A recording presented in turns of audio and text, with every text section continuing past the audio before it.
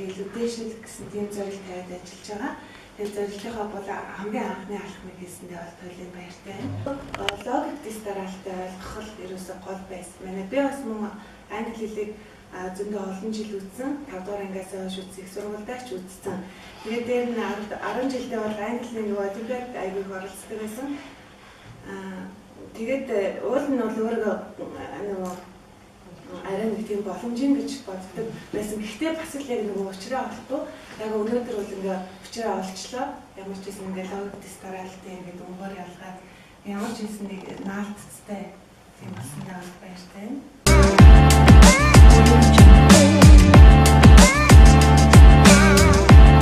Бид нарт яг хоёр үгээр хэлжсэн та нэг царын ганц зүйлд анхаарлаа төвлөрүүл хоёр тэр хийж байгаа зүйлийг хобби болгох гэдэг. Тэгээд миний би бол өмнө нь бас нэлээд хэдэн жил англи хэл үзсэн, бүх цагуудаа үзсэн гэж бодсон чинь энд ирэхээр яг бичээхээр нөгөө хэрэгжилж чадахгүй болоод байгаа байхгүй юу. Тэгээд яг мадар учраас яг юу ч сурсан бэ гэхээр яг энэ 50-ын фурт гэдэг арга бол хүнийг яг ингээ нөгөө системчлээд илүү ойлгоход төхөн болгосон байхгүй юу. Хүнийг өнгөөр ялах юм бол илүү хурдан тогтдог юм байна. Бид нарт болохоор өмнөх нэг арга зүйн бол автоматар нөгөө кодлдог байсан шүү дээ. Present simple гэхэд энэ бол өнгөрсөн цаг бүхнийг энэ дээр өнгөрсөн дээр ирээдүйдээр тэгнэ. Тийм нөгөө кодлогчсон болохоор бид нэг бүрэн ойлгож чадахгүй. Нөгөө кодлогдог болохоор энэ систем нь илүү наривчлаад кодлогдсон болохоор одоо л би 1000 үгийг бол ингээд өгүүлбэрээ бол ядаж хараад ойлгочихдаг болчихлоо.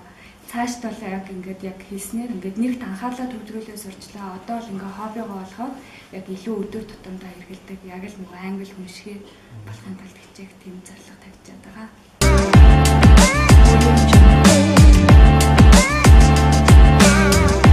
Тодорхой хэмжээний зоонууд бол гадарлаад байсан дөрмүүдээ. Тэгэхээр эмх цэгцтэй болсон гэхөө. Тэгээд эмх цэгцтэй тэгээд логик тестээр алдсан. Тэр нь бол гол нь өнгөөр кодлж байгаа нь амар давуу тал юм лээ. Тэгээд баян давтал мэдэх юм бол ямар хүнчлэг зураг мэдээлэл өнгөн мэдээлэл ямар сайн тогтоод юм байна. Тэгээд санаа зүгээр л ингэ байж чаддаг үгээр аа шүлэг өнгөн санаанд орж байгаа. Аян 31-аар ингээл 51-аар. Хөдөлмөрч хүмүүс юм маш их багчил. Яагаад тэгэхээр яг системчлээ нөгөө юм нэг яг энэс өөр цааш байхгүй гэдэг юм шиг тийм болгоцсон юм шиг санагдсан. Өөр ялгаад кодлоо тэгэхээр нөгөө багш болохоор өөрөө судлаач хүн ялдаж явахгүй мэдчих чаа.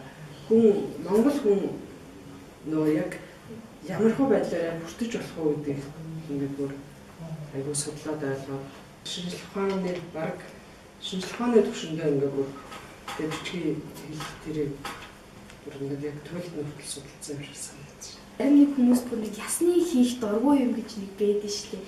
Би яг англи хэлийг тэр нь байх гэж боддог байсан.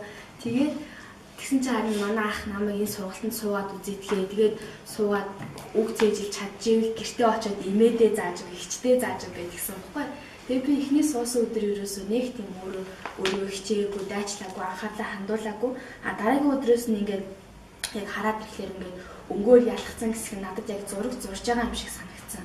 Яг дэвтэр дээр ингээд бүгдийг өнгөөр ялгаад яаж хахад зураг зурж байгаа юм санагдсан. Тэгээд багшийн хэлгээр хобби болго гэдэг нь яг ингээд би зураг зурж байна гэж төсөөлөөд тэгээд юмудаа хийгээд ирэхээр илүү ойлгомжтой болчихсон.